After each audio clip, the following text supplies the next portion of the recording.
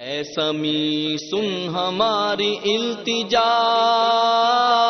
تو ہی گنج بخش و دستگیر ہے۔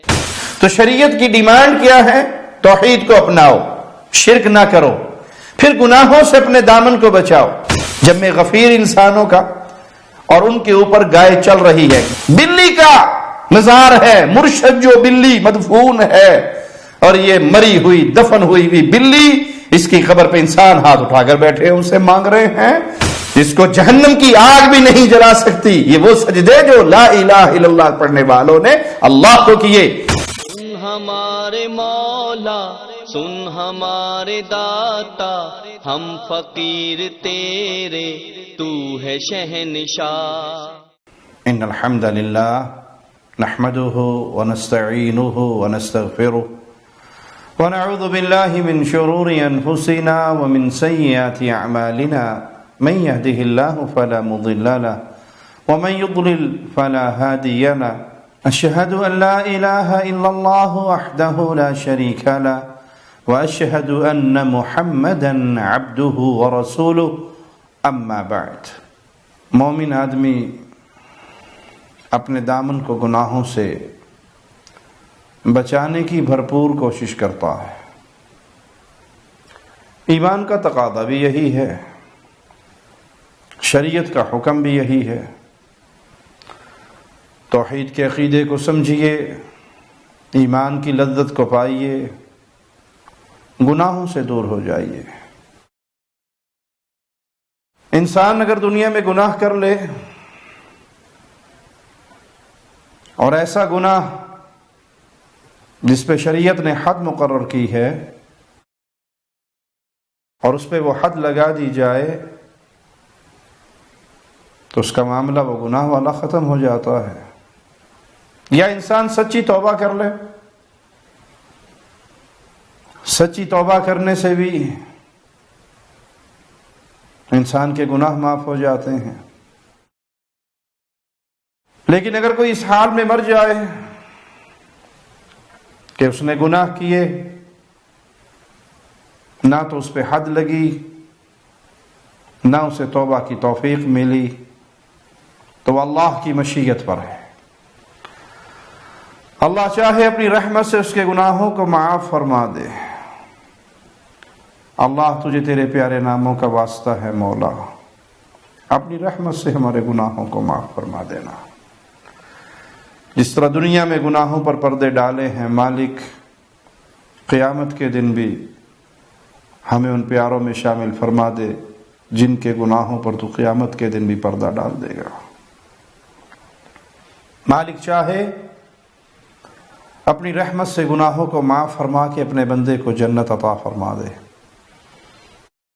اور چاہے وہ عذاب دے دے، سزا دے دے، جہنم میں ڈال دے، اور اپنی سزا پوری کرنے کے بعد اہل ایمان، اہل توحید جنت میں داخل ہوں گے۔ موحد کبھی بھی ہمیشہ کی جہنم کا ایندھن نہیں بنے گا۔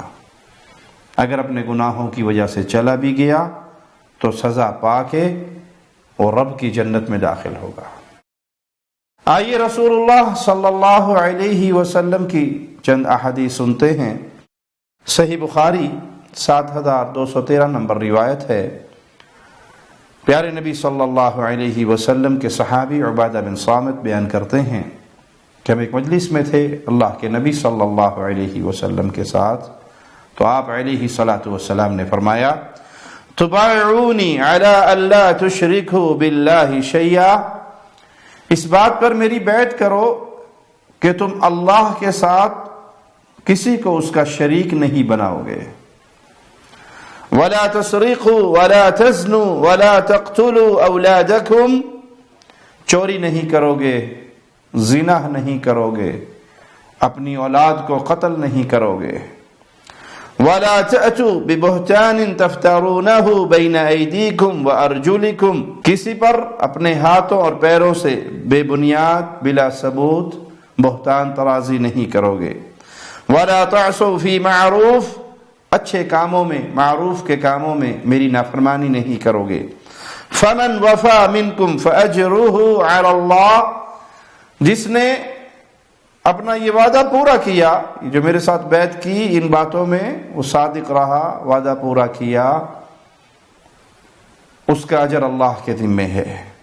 ومن اصاب من ذلك شيئا فعوقب في الدنيا فهو كفارة له، اور اگر ان گناہوں میں سے دنیا میں کوئی گناہ کر بیٹھا اور اس پر حد قائم کر دی گئی، جو سزا شریعت نے مقرر کر دی گئی، جو سزا شریعت نے مقرر کی تھی وہ اسے مل گئی، یہی اس کے گناہ کا کفارہ بن گیا۔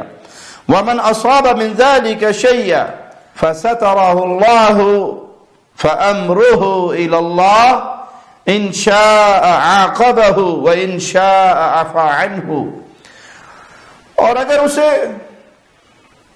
دنیا میں سزا نہیں ملی، اللہ نے پردے ڈال دیے اس کے گناہ پر، تو اس کا معاملہ اللہ کے حوالے ہے، چاہے اللہ اسے اپنی رحمت سے معاف کر دے اور چاہے قیامت کے دن اس کے اس گناہ کی سزا دے دے۔ تو شریعت کی ڈیمانڈ کیا ہے؟ توحید کو اپناؤ، شرک نہ کرو، پھر گناہوں سے اپنے دامن کو بچاؤ۔ اللہ نہ کرے شیطان کے جال میں انسان پھنس جائے، شہوانی خواہشات اس پہ غالب آ جائیں اور وہ گناہ کر بیٹھے تو فوراً توبہ کرے، فوراً اللہ کی طرف رجوع کرے اور سچی توبہ کرے، اس گناہ پر نادم ہو، آئندہ نہ کرنے کا عزم ہو، شرمندگی کے ساتھ اللہ سے معافی کے سوال ہوں، ان وسائل کو چھوڑ دے جو اسے گناہ کی طرف لے کر جا رہے ہوں، اللہ سے معافی مانگے۔ انسان گناہوں کو لے کر اللہ کے پاس پہنچا تو اس رب کی مشیت پر فیصلے ہیں، وہ چاہے اپنی رحمت سے معاف کر دے اور چاہے عذاب دے دے۔ دوسری روایت میں ہے، عبادہ بن صامت فرماتے ہیں اگر ہم نے ان کاموں کی پابندی کی تو ہمارے لیے جنت میں جاتے ہوئے کوئی چیز حائل نہیں ہوگی، کوئی رکاوٹ نہیں ہوگی ہمارے اور جنت کے درمیان، اور اگر ہم نے ان میں کوتاہی کی تو پھر معاملہ اللہ کے سپرد ہوگا۔ یہ ہمیشہ اپنے دل کے اندر پختہ یقین رکھیں اور اس یقین کی تجدید کرتے رہیں کہ ہم نے لوٹنا ہے اللہ کی طرف، ہم نے جانا ہے اللہ کے پاس، اللہ ہمیں دیکھ رہا ہے، اس نے ہم سے حساب و کتاب لینا ہے۔ دل کے اندر اگر گناہ کی لذت کی طرف رغبت ہو تو یہ خوف، یہ قیامت کے دن پیشی کا منظر، اللہ کے سامنے کھڑے ہونے کے مناظر انسان یاد کرے تو دل اپنے آپ گناہوں سے دور ہوگا، اور جو خطائیں کر بیٹھا ہے فوراً دل معافی کی طرف جھکے گا، اور سب سے بہترین وہی ہے جس سے گناہ ہو جائے تو وہ فوری اللہ کی طرف رجوع کرتا ہے اور اپنے گناہوں پر معافی مانگتا ہے۔ صحیح بخاری اور صحیح مسلم میں یہ روایت موجود ہے، صحیح بخاری میں 44 نمبر روایت ہے، سیدنا انس بیان کرتے ہیں کہ رسول اللہ صلی اللہ علیہ وسلم نے فرمایا یخرج من النار من قال لا الہ الا اللہ وفی قلبہ وزن شعیرۃ من خیر، جہنم سے اسے نکال لیا جائے گا جس نے لا الہ الا اللہ کہا اور اس کے دل میں جو کے دانے کے وزن کے برابر ایمان ہوا۔ لا الہ الا اللہ کہا، توحید اور ایمان موجود ہے، خطائیں، گناہ، کبائر اس نے اس کا ارتکاب کیا ہے، کبیرہ گناہوں کا ارتکاب کیا ہے، لیکن ایمان موجود ہے، لا الہ الا اللہ کے تقاضے کو جانتا ہے، شرک سے اپنے دامن کو بچاتا ہے، تو ایسے اہل ایمان کو اس کے دل میں ایمان کی اتنا وزن بھی ہوا اسے بھی جہنم سے نکال لیا جائے گا۔ وَيَخْرُجُ مِنَ النَّارِ مَنْ قَالَ لَا إِلَٰهَ إِلَّا اللَّهُ وَفِي قَلْبِهِ وَزْنُ بُرَّةٍ مِّنْ خَيْرٍ، جس کے دل میں گندم کے دانے کے برابر ایمان ہوا، اس نے لا الہ الا اللہ اقرار کیا اور اتنی خیر، اتنا ایمان اس کے اندر موجود ہے، اللہ اسے بھی جہنم سے نکال لے گا۔ وَيَخْرُجُ مِنَ النَّارِ مَنْ قَالَ لَا إِلَٰهَ إِلَّا اللَّهُ وَفِي قَلْبِهِ وَزْنُ ذَرَّةٍ مِّنْ خَيْرٍ، اور جس کے دل میں ایک رائی کے دانے کے برابر ایمان ہوا، اس نے لا الہ الا اللہ اقرار کیا ہوا ہے، اتنا ایمان ہے اللہ اسے بھی جہنم کی آگ سے ضرور نکال لے گا۔ معنی یہ کہ موحد کبھی بھی ہمیشہ کی جہنم میں نہیں رہے گا، وہ اپنے گناہوں کی سزا پا کر ضرور اللہ کی جنت میں داخل ہوگا، لیکن شرط یہ ہے کہ لا الہ الا اللہ درست ہو، یہ عقیدہ ہو، یہ توحید والا معاملہ درست ہو، شرک کی غلاظتوں سے وہ اپنے آپ کو آلودہ نہ کر چکا ہو، شرک سے بچایا ہوا ہو اس نے اپنے آپ کو، تو اس توحید کی برکت سے وہ اللہ کی جنت کا مہمان بنے گا۔ صحیح بخاری حدیث نمبر 7450، سیدنا انس بیان کرتے ہیں اللہ کے نبی صلی اللہ علیہ وسلم نے فرمایا لَيُصِيبَنَّ أَقْوَامًا سَفْعٌ مِّنَ النَّارِ بِذُنُوبٍ أَصَابُوهَا عُقُوبَةً ثُمَّ يُدْخِلُهُمُ اللَّهُ الْجَنَّةَ بِفَضْلِ رَحْمَتِهِ يُقَالُ لَهُمْ الْجَهَنَّمِيُّونَ۔ پیارے نبی صلی اللہ علیہ وسلم نے فرمایا، نبی کریم صلی اللہ علیہ وسلم نے فرمایا کچھ لوگ ان گناہوں کی پاداش میں جو انہوں نے کیے ہوں گے آگ میں جھلس جائیں گے، پھر اللہ اپنی رحمت سے ان کو جنت میں داخل کرے گا، ایسے لوگوں کو جہنمی کہا جائے گا۔ نبی کریم صلی اللہ علیہ وسلم نے فرمایا کچھ لوگ جو اپنے گناہوں کی پاداش میں جہنم میں گئے ہوں گے، آگ میں داخل ہوئے ہوں گے، وہ آگ میں جھلس چکے ہوں گے، پھر اللہ تعالیٰ اپنی رحمت سے انہیں جہنم سے نکال لے گا اور جنت میں داخل کرے گا، ایسے لوگوں کو جہنمی کہا جائے گا۔ تو انسان اپنے گناہوں کی بنا پر، کبیرہ گناہوں کی بنا پر، ایسے گناہ جو اللہ نے معاف نہیں کیے بلکہ سزا دینے کا فیصلہ فرما لیا ہوگا، وہ سزا پائیں گے اور جہنم میں ہوں گے، اور پھر توحید کی بنیاد پہ ان کو جہنم سے نکال لیا جائے گا اور ان کو اللہ کی جنت میں داخل کر دیا جائے گا۔ صحیح بخاری حدیث نمبر 806، ابو ہریرہ بیان کرتے ہیں کہ رسول اللہ صلی اللہ علیہ وسلم نے فرمایا اذا فرغ اللہ من القضاء بین العباد، جب اللہ مالک لوگوں کے درمیان فیصلہ کر کے فارغ ہوگا، واراد ان یخرج برحمتہ من اراد من اہل النار، اور اپنی رحمت سے جہنمیوں میں سے کچھ لوگوں کو مالک نکالنے کا فیصلہ فرمائے گا، امر الملائکۃ ان یخرجوا من النار من کان لا یشرک باللہ شیئا، تو اللہ مالک حکم دے گا فرشتوں کو کہ اس جہنم میں ہر اس بندے کو اس میں سے نکال لو جنہوں نے اللہ کا شریک نہیں بنایا۔ پیارے بھائی، جنت میں جانے کا گر، جہنم سے بچنے کا فارمولہ سب سے بڑا کہ آپ نے رب کی وحدانیت کو پہچانا، آپ نے اللہ کا شریک نہیں بنایا۔ اور اے اہل توحید، تمہارے لیے بہت بڑی مبارکباد ہے اس بات پر کہ اللہ نے تمہیں وہ عقیدہ دیا ہے جو توحید والا عقیدہ ہے، جو انبیاء کی دعوت والا عقیدہ ہے، اور یہ توحید وہ عظیم دولت ہے جس سے انسان کو عزت ملتی ہے، یہ توحید وہ عظیم دولت ہے کہ اللہ مالک مواحد کو جو عزت دیتا ہے مشرک کو اس کا تصور بھی نہیں ہوتا۔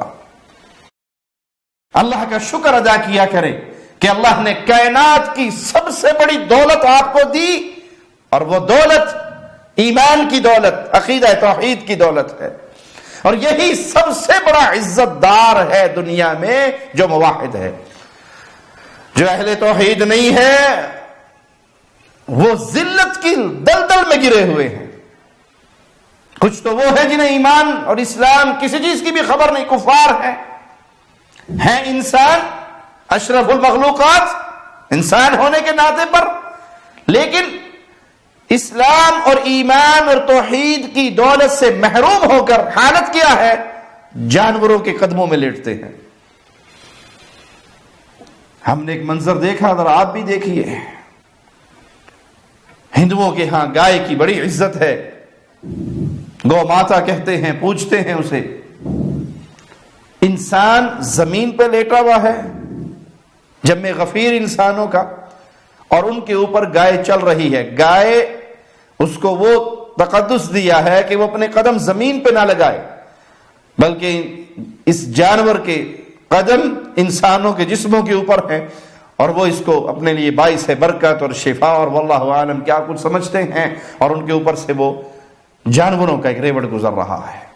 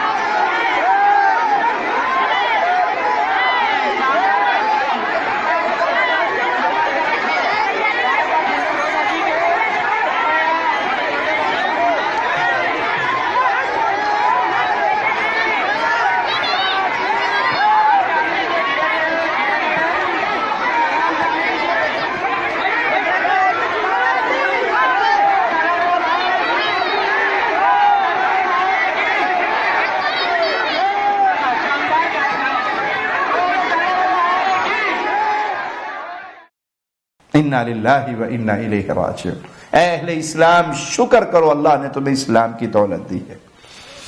اسلام کے ساتھ عزت ہے، ایمان کے ساتھ عزت ہے، توحید کے ساتھ عزت ہے، وگرنہ جو شرک کی دلدل میں گر چکے ہیں اگر تم ان پہ نظر دوڑاؤ تمہیں پتہ لگے کہ کائنات کی سب سے افضل دولت تمہارے پاس ہے، اور وہ ایمان کی دولت ہے، اسلام کی دولت ہے، توحید کی دولت ہے۔ اس منظر کو دیکھ لیجئے، یہ ہندوؤں کا بن مانس ہے، بندر ہے، اور مرد اور عورتیں آ کے اس کے قدموں کو چھو رہے ہیں، اس کے قدموں کے سامنے اپنا سر جھکا رہے ہیں، اور وہ جانور ان کے سروں پہ ہاتھ پھیرتا ہے۔ اتنا بھیڑ، ہاں چلو ٹھیک ہے، ہاں چلو، ہاں چلیے، ہرتے جاؤ ہرتے جاؤ ہرتے جاؤ بابو، ہاں ہاں ہاں ہرتے جاؤ، چلو۔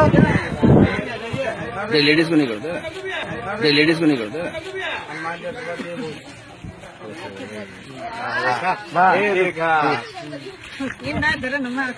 شکر کرو کہ اللہ نے آپ کو مسلمان بنایا ہے، شکر کرو کہ اللہ نے آپ کو لا الہ الا اللہ پڑھنے والا بنایا ہے، اور اللہ سے دعا کرو کہ اس لا الہ الا اللہ کو پڑھنے کے بعد ایمان کی دولت باقی رہے، توحید کے ساتھ جڑے رہو، شرک سے اپنے دامن کو بچائے رکھو، وگرنہ اگر لا الہ الا اللہ کہنے کے بعد آپ نے توحید کو نہ سمجھا اور ایسے مولویوں کا شکار ہو گئے جنہوں نے آپ کو پٹی پڑھا دی کہ یہ توحید کی دعوت تو بک بک بک بک بک بک ہے، انا للہ و انا الیہ راجعون، اور یہ مردے یہ سب کچھ کرتے ہیں، پھر یہ آپ سے صرف پیروں کی پوجا نہیں کروائیں گے، عوام الناس جب جاہل ہو جاتی ہے تو وہ جانوروں کی پوجا کرتی ہے۔ ابھی یہ منظر آپ نے دو مناظر ہندوؤں کے دیکھے، آؤ کلمہ پڑھنے والوں کے بھی دکھا دوں۔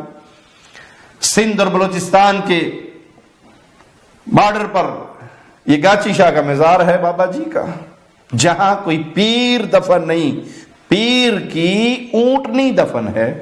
دادو میں ایک ایسے مزار کا پتہ چلا ہے جہاں بے اعتقادی نے گھر کر لیا ہے۔ دادو کے قریب گاجی شاہ مزار اونٹنی کی قبر کی وجہ سے مشہور ہے۔ لوگ اس حد تک مانتے ہیں کہ اس کے گرد جو 7 چکر کاٹ لے اس کی مراد پوری ہو جاتی ہے، مگر یہ چکر سانس بند کر کے لگوائے جاتے ہیں۔ 100 میں سے ایک شخص ہی اس طرح کا چکر مکمل کر پاتا ہے۔ اور کلمہ پڑھنے والا مسلمان، سنی کہلانے والا مسلمان، کلمہ گو مشرک، جن اندھوں کو کلمہ گو مشرک نظر نہیں آتے ان اندھوں کو لا کر یہ اونٹنی کا طواف دکھاؤ، ان کو بھی آپ مسلمان کا پورا پروٹوکول دیں گے؟ جو جانور کی قبر کا طواف کر رہے ہیں اور امید لگا رہے ہیں کہ اگر سانس روک کر 7 چکر گاجی شاہ کی ڈاچی کی قبر کے تم نے لگا لیے، تمہیں بیٹا چاہیے تو یہ اونٹنی تمہیں بیٹا دے گی، تمہیں نوکری چاہیے تو یہ اونٹنی تمہیں نوکری دے گی، تمہیں رزق اور عزت چاہیے تو پیر کی یہ اونٹنی تمہاری ساری حاجتیں پوری کرے گی. مری ہوئی مردہ قبر میں دفن اونٹنی کے پاس یہ اختیارات ہیں. یہ بھی آپ کے مواہب بھائی ہیں ماشاءاللہ تبارک اللہ. انا للہ و انا الیہ راجعون.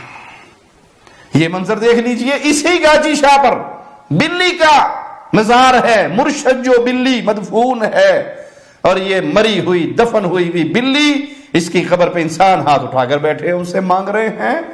دادو میں توہم پرستی کی انتہا, پیر گاجی شاہ کی پالتو بلی کا مزار بن گیا. اندرونی سندھ کے علاقے دادو میں لوگوں نے توہم پرستی کی انتہا کر دی ہے, جہاں پیر گاجی شاہ کے مزار میں ان کی بلی کا مزار بھی بنا دیا گیا ہے, جہاں لوگ آ کر دعائیں مانگنے لگے ہیں. لوگوں نے بلی کی باقاعدہ قبر بنا کر حاضری دینا بھی شروع کر دی ہے. بلی کی باقاعدہ قبر پر لوگوں کی دعائیں مانگنے کی بات گاجی شاہ کے عرس پر سامنے آئی. یہ بھی کلمہ گو مشرک نہیں ہے, یہ ہندو تو ہے نہیں, یہ عیسائی اور سکھ تو ہے نہیں, یہ بدھ مت تو ہے نہیں, یہ تو کلمہ پڑھنے والے آپ کے سنی بھائی ہیں. خوشی سے ان کو بھی اپنے بھائی بنائیے. یہ کلمہ گو مشرک ہے جنہوں نے لا الہ الا اللہ پڑھا زبان سے, سمجھا نہیں, اس کو جانا نہیں, زبان سے کہہ بھی دیا لا الہ الا اللہ, تو کیا حاصل؟ دل و نگاہ مسلمان نہیں تو کچھ بھی نہیں. توحید نہیں ہے تو اس کلمے کا کوئی اعتبار نہیں. اللہ حکم دے گا فرشتوں کو, نکالو. کس کو نکالے جہنم سے؟ شرط مالک نے کیا بیان کی, من کان لا یشرک باللہ شیئا, جس نے اللہ کا کوئی شریک نہیں بنایا اس کو جہنم سے نکال. قبروں کا طواف کرنے والے, مردوں کا طواف کرنے والے, مردوں کو پوجنے والے, وہ مردوں کو مردہ مانتے ہی نہیں ہیں. یہ قبروں کے اندر پہنچنے کے بعد انگوٹھے بھی پکڑ لیتے ہیں, ہنسنے بھی لگ جاتے ہیں, باتیں بھی کرتے ہیں, آنکھیں بھی کھولتے ہیں, آنے والے کا ہاتھ بھی پکڑتے ہیں, سارا کچھ کرتے ہیں. جب تک یہ ڈیڈ باڈی میں اوپر پڑے ہوتے ہیں تب یہ سارے ڈرامے بازی کیوں نہیں کرتے ہیں؟ اس وقت تک زندوں کے رحم و کرم پہ کیوں پڑے رہتے ہیں؟ ہماری باتیں آپ کو کڑوی لگیں گی, توحید کی گولی بڑی کڑوی ہوتی ہے.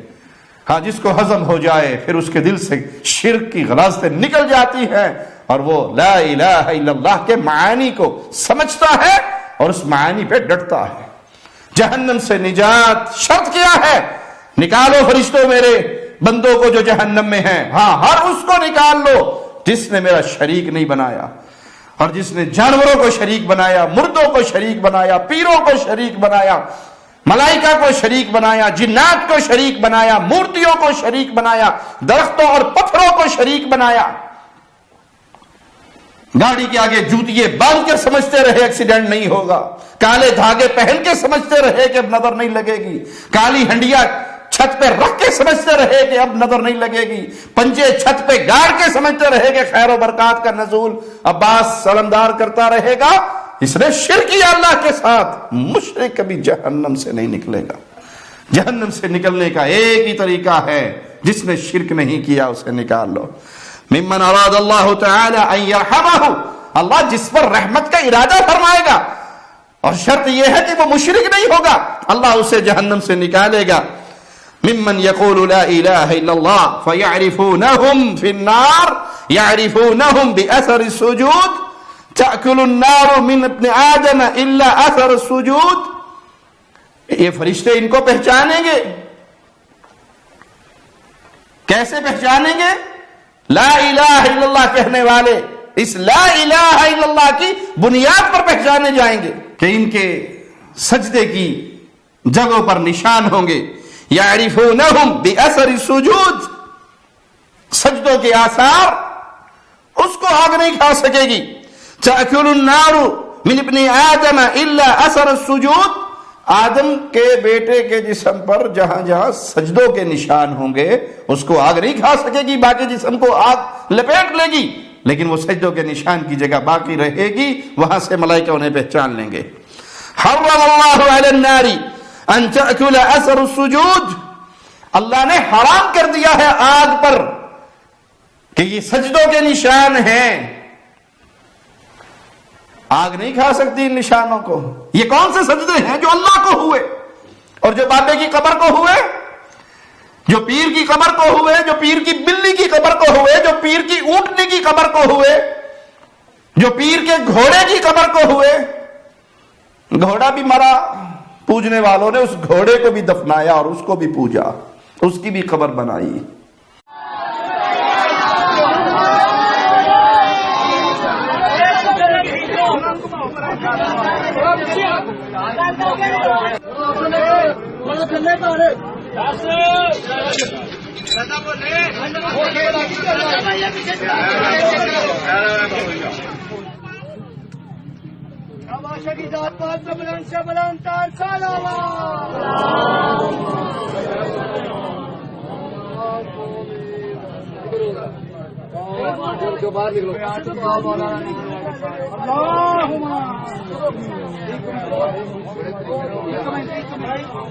انا للہ و انا الیہ راجعون۔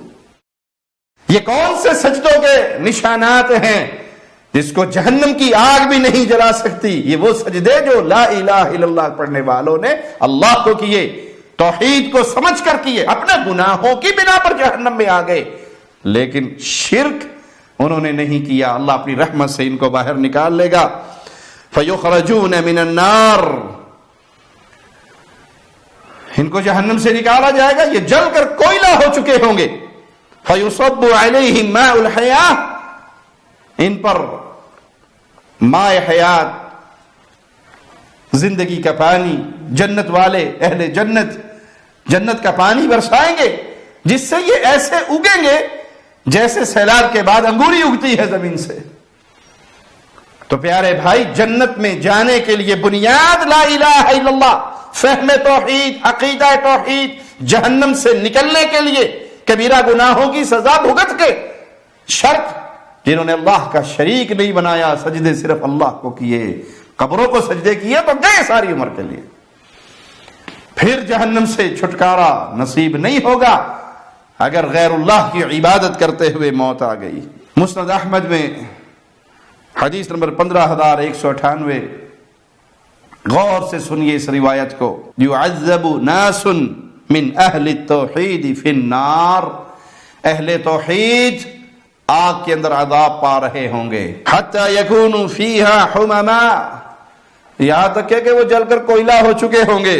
ثم تدرکہم الرحمہ فیخرجون، اللہ کی رحمت آ پہنچے گی، انہیں لپیٹ لے گی، جہنم سے نکال دیے جائیں گے۔ وَيُطْرَحُونَ عَلَىٰ أَبْوَابِ الْجَنَّةِ، جنت کے دروازوں پہ ان کو ڈال دیا جائے گا۔ فَيَرُشُّ عَلَيْهِمْ أَهْلُ الْجَنَّةِ الْمَاءِ، جنتی جنت کا پانی ان کے اوپر پھینکیں گے۔ فَيَنْبُتُونَ كَمَا يَنْبُتُ الْغُثَاءُ فِي حُمَالَةِ السَّيْلِ ثُمَّ يَدْخُلُونَ الْجَنَّةِ، تو وہ ایسے اگیں گے جیسے سیلاب کے بعد انگوری اگتی ہے، اور پھر اللہ ان کو اپنی رحمت سے جنت میں داخل فرما دے گا۔ تو اہل توحید اپنے گناہوں کی وجہ سے جہنم میں جائیں گے، توحید کی بنیاد پر جہنم سے نکال لیے جائیں گے اور اللہ کی جنتوں میں داخل ہوں گے۔ سیدنا جابر بن عبداللہ رضی اللہ عنہ بیان کرتے ہیں کہ رسول اللہ صلی اللہ علیہ وسلم نے فرمایا، ان قوما یخرجون من النار یحترقون فیہا، اللہ مالک ایسے لوگوں کو جہنم سے نکالے گا جن کے چہروں کے علاوہ باقی جسم جہنم میں جل چکے ہوں گے، یہاں تک کہ پھر اللہ انہیں اپنی رحمت سے جنت میں داخل کر دے گا۔ تو جنت میں داخلہ شرط ہے توحید کی بنیاد پر، جہنم سے نکلنے کے لیے شرط ہے کہ گناہگار تو تھا لیکن مشرک نہیں تھا، اسی بنیاد پر اللہ اپنی رحمت سے ان کو جہنم سے نکالے گا۔ سیدنا ابو موسیٰ اشعری رضی اللہ عنہ وارضاہ کی یہ روایت سنیے، بیان کرتے ہیں کہ رسول اللہ صلی اللہ علیہ وسلم نے فرمایا، اذا اجتمع اہل النار فی النار ومعهم من اہل القبلة من شاء اللہ قالوا ما اغنى عنكم اسلامكم وقد صرتم معنا فی النار، اہل جہنم میں اکٹھے ہو گئے۔ اب مسلمان اہل قبلہ اپنے گناہوں کی وجہ سے وہ بھی جہنم میں ہیں، تو باقی جہنمی کہیں گے تمہارے اسلام کا کوئی فائدہ ہوا؟